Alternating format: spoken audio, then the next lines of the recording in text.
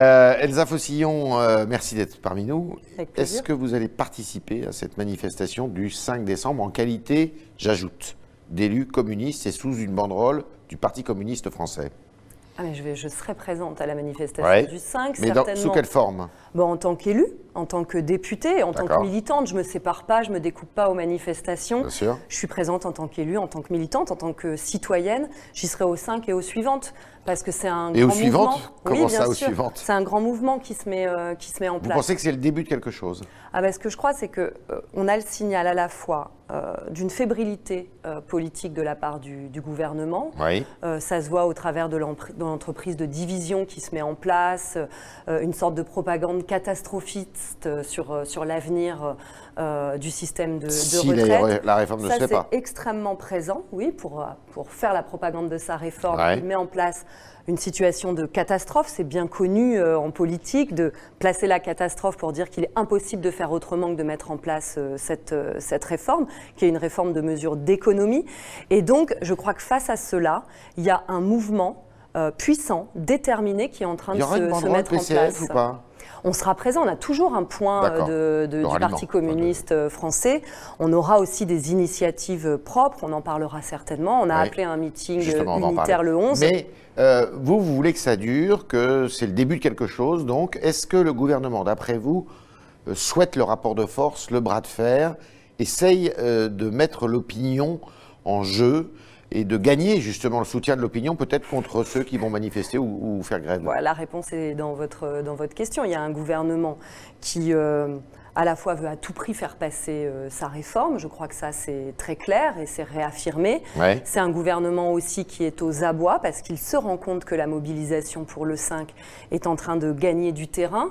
On voit qu'il y a aussi dans le privé une mobilisation importante qui se met en place, pas que dans le public. Elle n'est pas encore très évidente. Et que dans différents secteurs assez large, c'est aujourd'hui le cas. C'est un gouvernement aussi qui a eu affaire à des protestations importantes, je pense notamment au mouvement des Gilets jaunes, mais aussi des hospitaliers récemment. Ça va au-delà des retraites alors? Qui voient des secteurs. C'est très concentré, je crois, sur les retraites, mais les retraites, d'ailleurs, le haut-commissaire, M. Delvoye, le dit aussi pour essayer de montrer que sa réforme ne serait pas qu'une réforme de mesures d'économie. Il dit que c'est un projet de société. Ce qui est vrai, c'est que la retraite est au cœur d'une vision de société. Et donc considérer qu'après un temps de labeur ou de travail rendu à la société collectivement, eh bien chacun a le droit à un moment de liberté d'ailleurs qui se fait souvent au service des autres, c'est le cas pour beaucoup de retraités. Vous trouvez normal que des étudiants soient là, par exemple, alors qu'ils ont d'autres choses à penser? Je termine et je vais répondre à votre question. Que ce temps-là soit un temps choisi, un temps pour vivre dignement et pas comme on le voit avec des retraités qui passent devant le rayon viande ou le rayon fromage pour ne surtout pas être tentés parce qu'ils n'ont pas les moyens de le faire. Ça, c'est pas effectivement ce que nous mettons au cœur de notre vision de société. S'il y a aujourd'hui des étudiants qui sont mobilisés, c'est parce qu'ils voient bien que c'est à eux aussi que le gouvernement veut faire payer les pots cassés.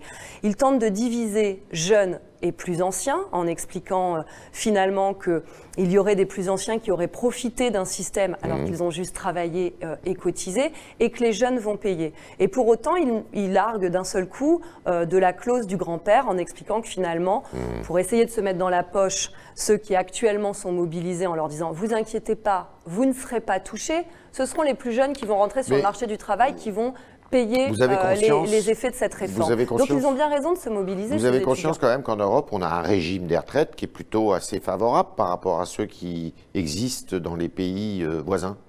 Mais on a un régime qui a été obtenu de haute lutte. Oui, mais il n'est peut-être plus adapté. Mais pourquoi il n'est pas adapté? De la réalité du 21e siècle, où on ne travaille pas de la même façon, où la pénibilité n'est pas la même. Du 21e siècle, c'est qu'il y a des potentiels énormes dans ce monde, qu'il y a des richesses incroyables et qu'il y en a quelques-uns qui décident de les piller, tout simplement de les piller. Alors on va en parler. Et donc, le fait qu'il y ait des citoyens aujourd'hui qui proposent des alternatives à ce pillage, eh bien, c'est ça qui se met en place. Alors, et je crois que c'est assez fort dans différents secteurs, mais on pourra y revenir. Pour vous, Elsa Faucillon, c'est ni la réforme systémique qui consiste à mettre tout le monde dans un même régime, qui est pourtant avec un objectif qui est pourtant de justice, Non, ce n'est pas un objectif de justice. Ça, c'est ce que dit le gouvernement. Ça, c'est la communication du C'est gouvernement. ce qu'on peut croire aussi. Ils ne vont pas annoncer qu'ils font une réforme qui est une réforme injuste. Généralement, un gouvernement... Il faut garder les régimes spéciaux.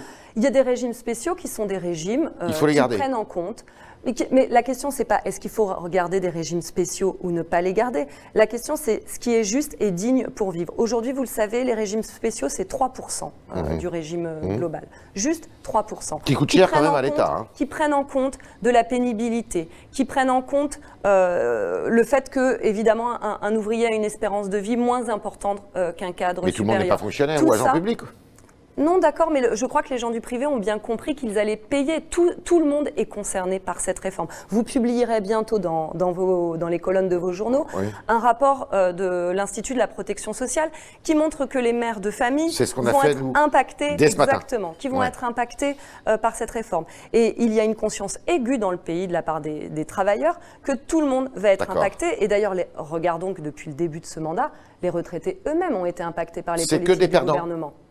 Oui, c'est une réforme perdante parce qu'elle propose de ne pas toucher au gâteau. C'est une représentation peut-être simplifiée, mais il décide que l'assiette est la même pour tous alors qu'il y aura plus de retraités. Comment il peut expliquer que demain, nous serons tous gagnants? C'est impossible. Alors, je disais systémique, il y a paramétrique aussi qui consiste à bouger un peu l'âge de départ à la retraite. Il semblerait qu'il contourne l'obstacle avec une histoire d'âge pivot, c'est-à-dire que quand vous êtes en deçà de cet âge, vous avez des pénalités. Quand vous êtes au-dessus de cet âge, eh bien vous avez des bénéfices. Vous êtes contre aussi, évidemment. Écoutez, si on vous explique quand vous gagnez, que vous allez gagner 1 200 € à la retraite ou vous allez gagner 1 350 € à la retraite, vous partez pour avoir 1 350 €. C'est l'évidence. Donc évidemment que faire ce type de réforme, c'est toucher à l'âge pivot pour la plupart d'entre nous.